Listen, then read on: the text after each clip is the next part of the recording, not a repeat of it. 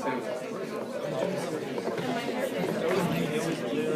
you doing? Thanks. Bruce Applewhite. Mark Summers.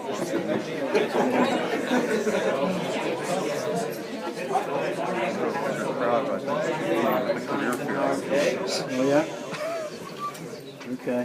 So Usually more people, right? usually it's pretty full. So I guess the career fair sucks a lot of people away. Today we have with us Marc Sommer from Eastman Chemical. Marc has a Bachelor's of Applied Science in Packaging Technology from Michigan State University. He also has a master's degree in Business Administration and Management from Lipscomb University. Okay. And today, it's our pleasure to hear him talk about some work that he's been doing with polymers at Eastman Chemical. And after the talk, as we usually do, we'll have time for lunch in the Joyce Room or the Corner Cafe. So if you'd like to hear more about these different polymers that they make at Eastman Chemical and what career opportunities might be like at a large chemical company, you can come join us for lunch for the next day in the Joyce Room or the Corner Cafe. Let's welcome Marc Sommer here today.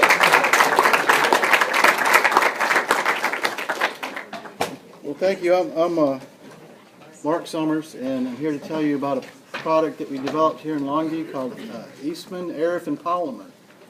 And I'm going to have some introductory slides, talk about some test methods so you can understand what most of the presentation is about, and what is APO and how is it used, and what makes Aerafin different and useful, and talk a little bit about intellectual property coverage, how we made Aerafin in the beginning, how we make it now, and some application examples, and then end up showing you the website if you wanted to go look at the Aerafin website, how to get to it.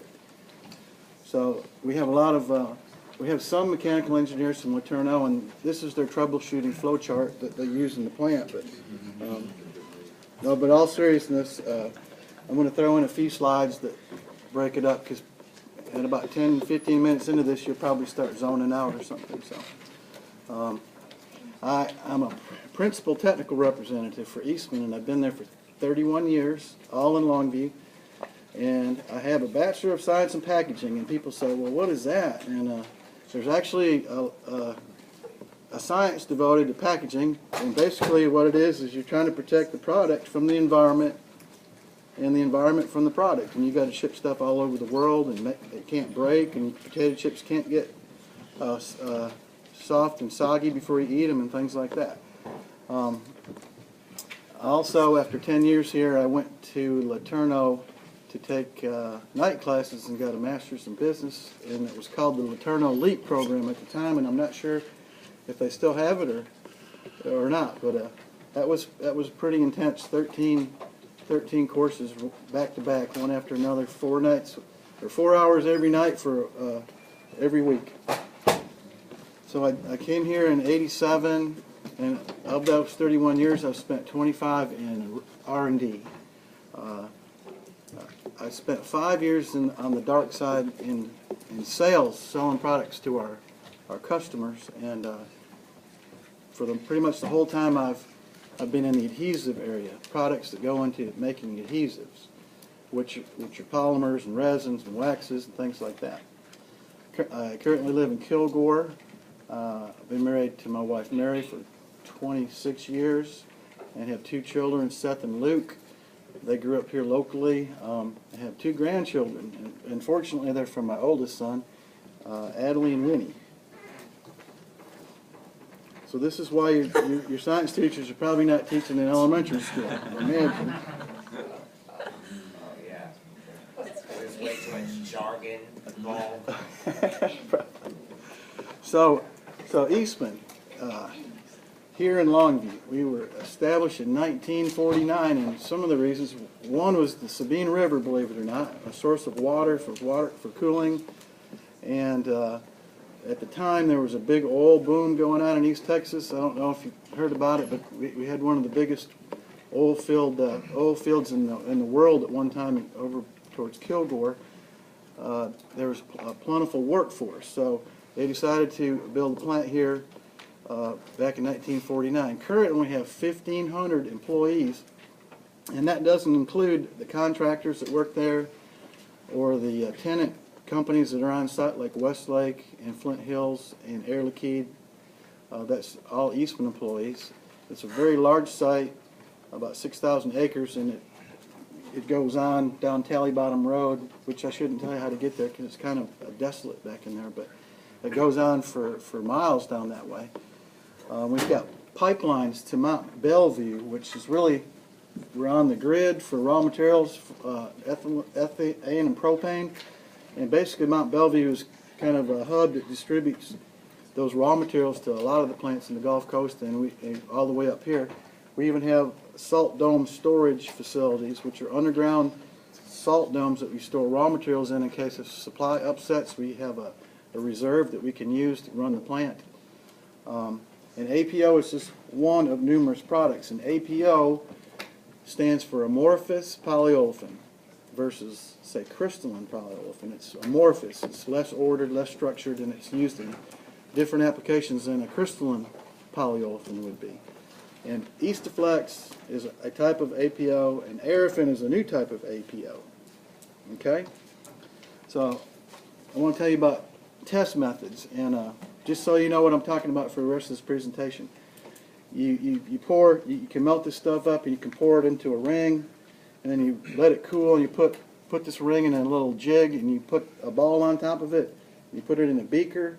It will have some like silicone fluid in it, and you heat it up to pretty high temperatures, and it goes 5 degrees a minute, and when the ball falls and drops 1 inch, you record the temperature on the thermometer.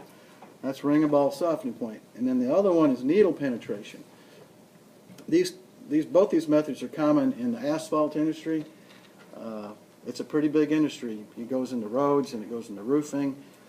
But you take a needle, and it has a weight on it, and it has 100 grams total weight. You set it on the surface of the solidified material, and you push a button, and it drops in there for 5 seconds. And you measure how far it penetrates into the sample, and it's recorded in decimillimeters, or tenths of a millimeter. Okay? And most polymers, or polypropylene polymers, instead of using ring and ball softening point, they use melt point. And I don't know if you have a DSC in any of your labs or a differential scanning calorimeter, but you basically heat up a sample and it goes through a phase transition, and you measure where it melts. And for most polymers, it has a very sharp transition, and you can pick a peak temperature off there very easily, and it's very reproducible. But this is an example of Aerofin, and you can see it's like 75 degrees wide here. And it's very shallow, and the machine could pick a point. It could be 118 one time, it could be 110 or 125, so it's not very reliable. So that's one of the reasons why we use ring and ball softening point versus melt point. Okay, so we have older products that were developed in 1993, and they're under the trade name Eastaflex. So we have polypropylene homopolymers, and polypropylene is all that's in it. You polymerize the propylene into polypropylene. They have a high softening point of 155 degrees C, and we have a fairly narrow viscosity range on those, 1,000 to 2,000 roughly. They're tacky, but out of the whole family of products, they're the lowest in tack, and they're the highest in strength. And the strength I'm going to refer to in this penetration test I told you about, the 15 to 20 decimillimeters is how far that needle goes into the sample.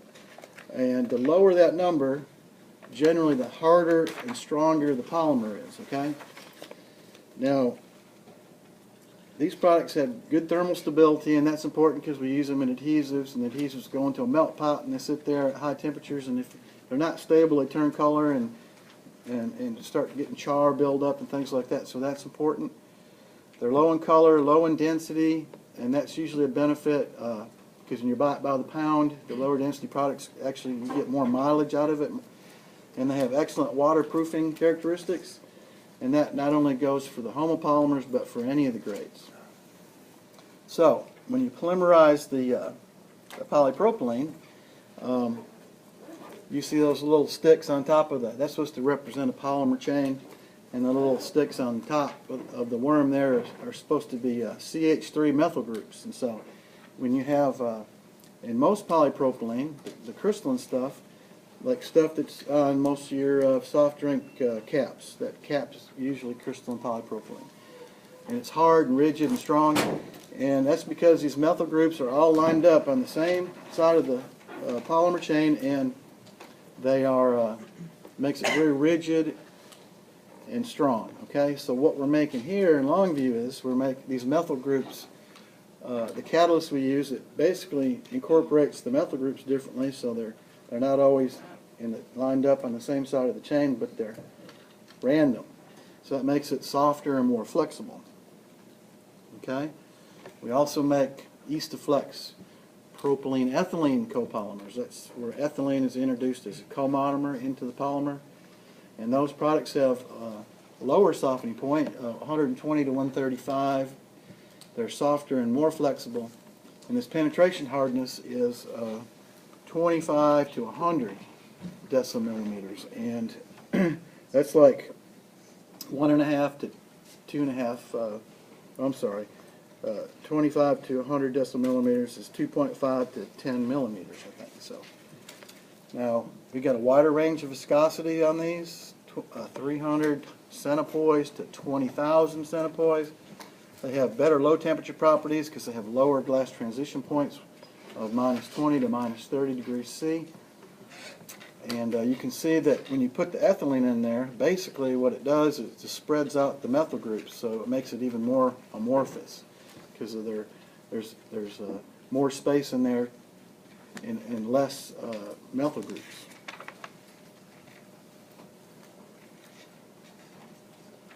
So what are aerofin polymers? Well, they're exactly the same thing as the Eastaflex copolymers, or propylene and ethylene, but they're different, and they act different, and they perform different. They have even lower softening points because we put more ethylene in them. The more ethylene you put in there, usually the lower the softening point gets. You put too much ethylene in there, the polymer starts getting too soft and doesn't have any strength. So there's a limit to how much you can put in there. They have a needle penetration more in the range of our homopolymers, so they get a lot lower softening point, but they're on par with our homopolymers as far as strength and hardness. The two aerofin polymers we have, they range in viscosity from 1,000 to 20,000 centipoise, and they have the lowest T sub Gs of all the products we make of nearly 40 degrees C or F. I think 40 degrees C is 40 degree F, or -40. So you can see this is supposed to represent the little chain, is that the methyl groups are spaced even farther apart in this than our normal Eastaflex copolymers, but the CH3 methyl groups have a little bit more order to them. You may find them lined up more than you would in the Eastaflex. It makes them stronger and harder.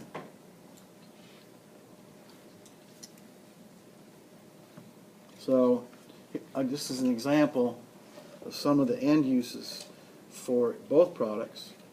You go into sealants for windows, thermal pane windows that you might have in your house or office building. They go into cable products as filling compounds. They're good waterproofing agents. They go and you put the wires inside the cable and you put this flooding compound and it protects it. They're flexible. It keeps moisture from getting in and things like that. They're used maybe in wood lamination adhesives, which I mean these strips on veneer and wood and cabinetry, you might be able to use them in those. Paper lamination, that thing on the top where it's a box with tape on it, that's water activated tape, and APO is not used in there to make the tape stick to the box. It's actually used in that tape to laminate the structure together. It's two pieces of craft paper with some fiberglass reinforcement. It's basically used to make it stronger. And this product line, this type of tape, is becoming very important to Amazon. Since Amazon's making so many shipments, they're buying a lot more of this products that require this kind of tape. So our business in that area has gone up. It kind of died down, and we thought it was going to go away like the buggy whip or something like that, but it's come back pretty strong because of online retailing. Products could go into carpets, carpet backing, they go into roofing. You modify asphalt, and shingles on most people's houses are made of asphalt, but the kind of roofing that the APO goes into is usually people want to call them flat roofs, but they're not really flat, they're low slope roofs because they have to have drainage. But they go into that type of product, and that's probably one of our largest markets. And then they go into packaging, and I don't know why this little guy's in a little fort, but for packaging, but you know, like your case and carton sealing, like your cereal boxes are closed with hot melt adhesive, or if your boxes aren't closed with tape, they're closed with some type of hot melt. And then lastly, you got a picture of this diaper, and that's what we call hygiene market. And that's where Aerofin has really found its way, and that's why it was developed. Believe it or not, there's adhesive in here, and to put the diaper together, and it basically laminates polyethylene film to a polypropylene non-woven substrate, and that's how the diaper is put together. That industry is growing and has been growing for years, and is some of the countries that aren't, you know, fully developed, as they become more and more sophisticated and have more and more disposable income, they're starting to use disposable diapers versus cloth diapers where you have to wash them and reuse them and things like that, because I don't think anybody really wants to do that. So, APO properties. Here we go with this is kind of how we did all of our patents. We set them up this way because you have to define what you're making and why it's different. So we had needle penetration versus ring and ball softening point. That's why I told you what those two tests were. So we have the homopolymer, which is right there, and it's like you see, it's a very small dot. We have two of them, but they both have the same softening point, and they both are about the same hardness. Then we've historically had this space here that were our copolymers, and there's lower in softening point and higher needle penetration, which means they're softer and more flexible. And then Aerofin, again, it's down there where on par with the homopolymers as far as hardness and strength, but has a much lower softening point than either. Okay? So why did we want lower softening point? Well, in the end use application, it melts faster. The customers can put it on their substrates when they're making diapers at lower temperatures. It's safer, it doesn't smoke, and there's less volatiles given off. It's less potential to burn yourself. It requires less energy. And again, at lower temperatures, your product doesn't degrade as fast. So those are important things.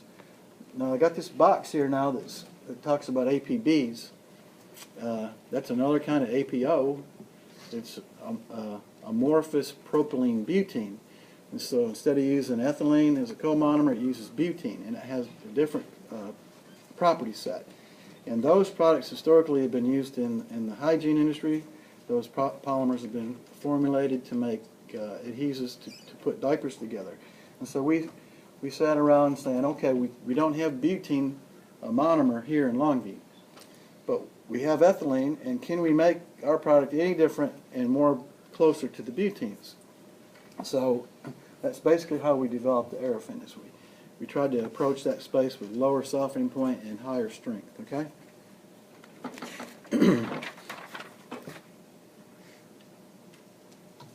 So this is kind of how we define it, our intellectual property space. So we went out there and we searched what is available or what has already been developed and invented with propylene and ethylene, and this softening point, viscosity, and needle penetration range. And we found some patents that existed, which these are the examples in the patents.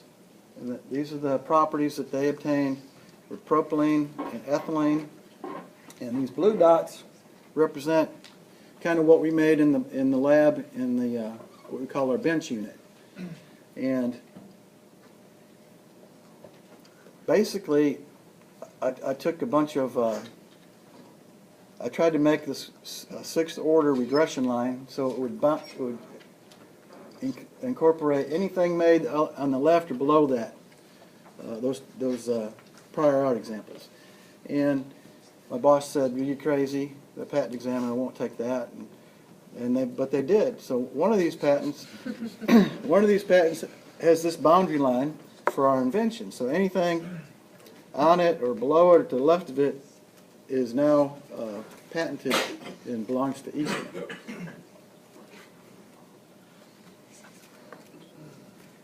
Okay, so you know, I'm old, and heck, I graduated from Laterno probably before you all were born. So, anybody born after 1997? Okay, most of you, right? But I'm on Facebook, but I'm not on Twitter, and I can't imagine being a teacher nowadays with social media and having somebody come up to you like this and trying to discredit your work.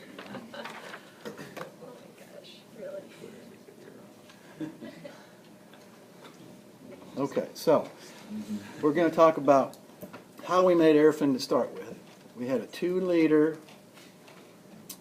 autoclave, and it's a high-pressure batch reactor. It's a batch process, and we made about 1.5 pounds of polymer every time we had a run. We could make a couple runs a day, and it had the feeds kit come into the top, and the reactor is that shiny part, and this is the jacket, the heated jacket around it.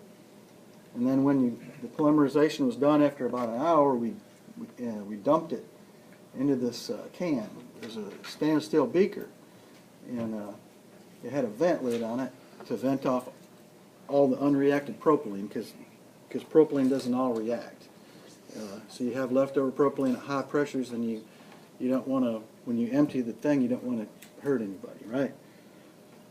So we built this vent for it, and it vented off up in the atmosphere, and it dispersed, and it was acceptable to our safety engineers. So that's how it worked. So we had a propylene feed, and we have mole sieve beds to clean up the feeds, because if you have any impurities in this, your reaction won't even kick off. Okay. And then we have a diluent, which is really the solvent that's used in the reactor to reduce the viscosity so you can actually get it out. And then later you have to crash that out of the polymer so you can isolate the polymer. We had pumps to feed all these things into the reactor, and we even had this thing called a third monomer feed system. Now that would have been for butane or something like that we don't normally use, but we had the capability to do something like that. And then the ethylene, we fed it as a gas from a cylinder, and we had to make sure, of course, this reaction was at fairly high pressure, so your cylinder had to be at higher pressure than your reactor. So once it bled down to a certain pressure, you had to get a new cylinder. But in ethylene, it reacts very fast, and propylene very slow. So all the ethylene you put in there reacts, but not all of the propylene. So you had to try to figure out, almost a guessing game, not quite, how much propylene ethylene ratio you had in this little batch unit. Now when we took it to the plant, we had some challenges, and I have a very smart boss. He's a chemical engineer from Arizona State, and it was a good thing he was part of our group, because he's a very good chemical engineer. But some of the challenges were, 25,000 to 1 scale up, and then our reactors in the plant it's a continuous reactor, where this was batch, okay, and an adiabatic versus isothermal. So really the plant reactor has cooling, okay, whereas and so you can control the temperature, where the little lab unit, it had a heater and it had no cooling, so you'd have an exotherm when the catalyst kicked off, and then it would come down and kind of line out, and you think, well, that's not a big deal, but only one of the main ways to control viscosity or molecular weight is by temperature control. So if you make an adjustment in temperature of a couple degrees, the higher it is, the lower the viscosity, and vice versa. The lower the temperature, the higher the viscosity. So it's a very important control feature. And so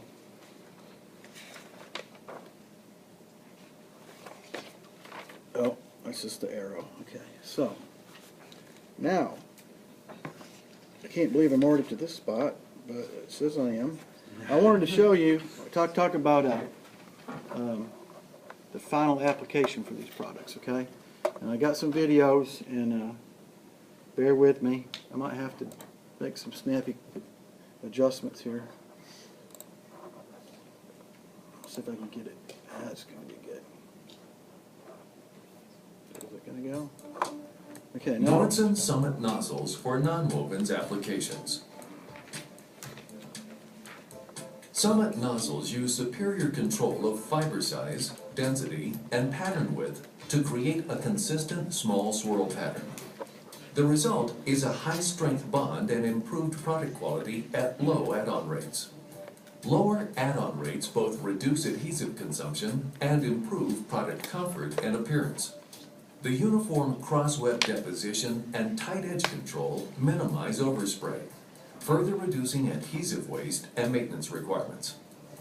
Summit nozzles provide superior control for continuous or intermittent applications. The pattern produced by Summit nozzles can be adjusted to meet specific requirements. Choices of orifice diameters and number of adhesive ports per nozzle, the ability for full or partial coverage designs, and the position of nozzles relative to the substrate contribute to pattern flexibility. The small swirl pattern offers very good edge definition and excellent cutoff, particularly useful in intermittent applications. 4 radially tangential air jets move the individual adhesive fibers to impart a swirling action in a crossing web pattern.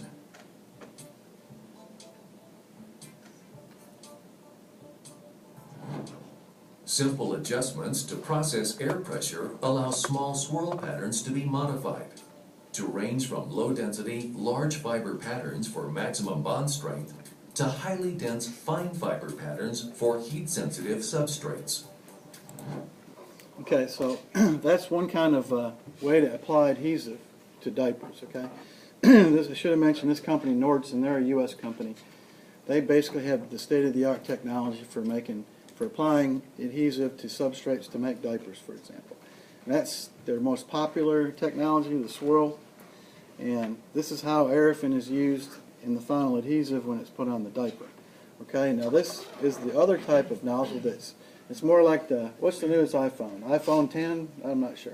This is like the iPhone 10, this is like the iPhone 8, I guess. Okay.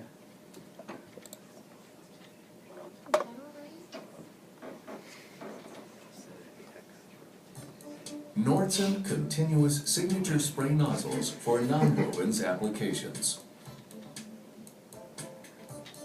Continuous signature spray nozzles produce the dense, random hot melt adhesive patterns necessary for high-quality personal hygiene products. These patented nozzles reduce maintenance and maximize uptime through clean operation, large adhesive ports, and greater nozzle-to-substrate distance. Product quality is improved and adhesive waste is reduced due to tight edge control and less overspray. Standard, low flow, and low flow, low density configurations are available to accommodate a broad range of production speeds and flow rates. Signature nozzles enjoy cleaner, clog-resistant operation to maximize production uptime and deliver higher product output. The durable all-steel construction facilitates easy cleaning and maintenance, and nozzles are available in 1/4, 1/2, 3/4, and full-width versions. Low air consumption reduces overspray and costs, while tight edge control helps improve product quality, avoid roller contamination, and minimize adhesive waste. Continuous signature nozzles extrude adhesive through multiple orifices, where process air randomly oscillates filaments in both machine and crossweb directions. The continuous filaments provide cleaner operation for reduced maintenance. Large adhesive orifices and spraying farther away from the web mean superior clog resistance to optimize uptime and increase product output. The random patterns created by signature nozzles provide consistent bonding and improve product attributes such as appearance and hand. Okay, so I just wanted to show you those two technologies to apply adhesives to make diapers. And the second one's more like rain, okay? And the other one's the swirl pattern. And so your product has to work on both, or nobody wants to use it, because that's what is in most of the plants around the world. So I just want to show you some actual pictures of Aerofin going through this signature nozzle. Again, this is at 600 meters a minute, if you can imagine how fast that is. 600 meters a minute, it's being applied at 130 degrees C, which is a fairly low temperature, and the coverage is 3 grams per square meter. So this is really what it's supposed to look like. Okay? Now, this other one is a commercial product based on the amorphous propylene butene, which we're trying to go out there and compete with. And of course I set them up for failure. But this is not what it's supposed to look like. They call that angel hair. Oop, don't do that, Mark. They call that angel hair in the industry, where it flies away and it doesn't necessarily stick. Now you can fix that problem if you change the temperature on this to say 160 degrees. That'll go away on this particular product, but most people want to do it at a lower temperature, and that's kind of what our pitch was when we developed this, is lower application temperature. Okay? So I just wanted to show you a real example of these spray patterns. Now you can put something in the adhesive called optical brightener, and optical brightener's in a lot of fabric that makes your whites whiter and things like that. You put it in your adhesive and you can take a black light after you've run it, because at 600 meters a minute you can't see anything, right? So you take what comes off the line and you put it under a black light and you can actually see the patterns. And this, I wouldn't call this a great pattern. You'd really want to see your loops more well defined, but as long as it sticks and it has good peel strength, that's the main thing, because when you get a diaper, I don't think you're really going to go to that level to see what kind of swirl pattern it has. But this particular, the new technology, this random fiberization technology, that pattern looks really good. And basically, you could put adhesive down in a curtain coater, on a curtain coat called slot die, and get complete full coverage. But of course, people want to use the least amount of adhesive as you can and still get the adhesion you need, so that's why these technologies exist. Okay, so I'm getting near the end, and I told you I was going to show you the slide for our, it's going to have our website on this in case you ever wanted to go to eastman.com and look at it yourself and investigate. But any of y'all seniors? Any seniors in here? They all went to the career fair. Oh man, no, they're trying to get jobs, man. No, we can't buy them. So that really wrecks my next slide, though. But anyway, so eventually you're going to be very eager to get out into the world and be a great scientist, and I'm sure you want to be successful. But even I think even Einstein needed a little help. So there's hope.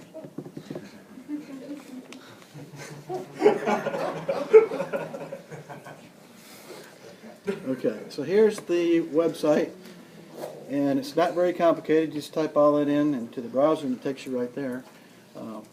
I'm joking, but you can go to Eastman.com, and it's real easy to navigate, and you can go to brands, and you can look at whatever you want. Aerofin's one thing, Isoflex, but if you go to Aerofin, it'll eventually take you to this page, and you could learn maybe some more about it. But unless you're making diapers, or working for a hot melt company, you might not have that interest. But, so that's the end of my presentation, and I got time for questions if there's any questions. So, Oh, wait a minute. Oh, okay. Go ahead. Go ahead. yeah, so talking about airfin. Yeah. Yeah, is the airfin supposed to be biodegradable if it has the less thermal degradation? No. No. Unfortunately, that stuff will last forever, just like polyethylene. So it'll have to be burnt or incinerated or. Yeah, I was wondering about Yeah, that. we don't have any biodegradable polymers. We've had experimented with those in the past, but customers won't pay. I mean, it's going to cost a lot of money to develop something like that, and so when it comes right down to it, customers won't pay twice as much. And I think eventually we'll get there, but we're not there now. Yeah, be sure to throw it away after use. Yes. I'm interested in your salt dome storage facilities in Tyler. Okay. What are these? Well, there's salt formations in the ground, and they basically put water in there and sprayed water at high pressures to open up a cavity. Then they pump, and they have a brine solution in there, and basically that you can put ethane and propane in there, and it'll stay in there and be protected. And then when you want to take it back out, you can pump it out and use it. Now, I'm not an expert on those. I know who manages the facility, named James Moreno. I can find out more if you want to know more about it. I can probably get you in touch with him. Okay. Yes, ma'am. So you talked a little bit about how you got the patent on airfin. So how important do you think it is for people in industry to understand patent law? Oh, well, I think it's very important and helpful. Because if you're going to develop a new product, you got to know what's existing out there and what you might be able to get.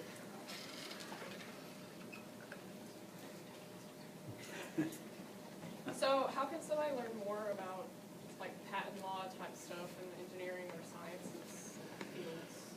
Yeah, there's not a whole lot out there, but I was looking. There was the University of Houston and University of Texas and Texas A&M. They have actual patent law, intellectual property programs. But I don't know if they have an introductory course that you can take. Didn't I hear about a new course?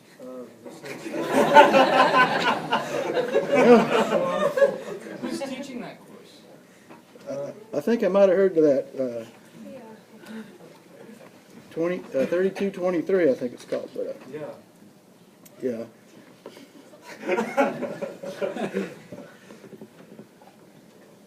Okay, I lost my place. It's your turn. Let me read your line for you. Yeah, we have a political science 3223 law for scientists and engineers that will be offered this spring. So if you want to learn more about how you can write your patents that the examiners will then, approve of, you want to take that class this spring. Well, that's it then. That's what you need to do, right? Yeah, that's what you need to do. Okay. Okay. Other questions for our speaker today? Why is it so beneficial to work at a slightly lower temperature? What's wrong with being at 160 versus 130 degrees?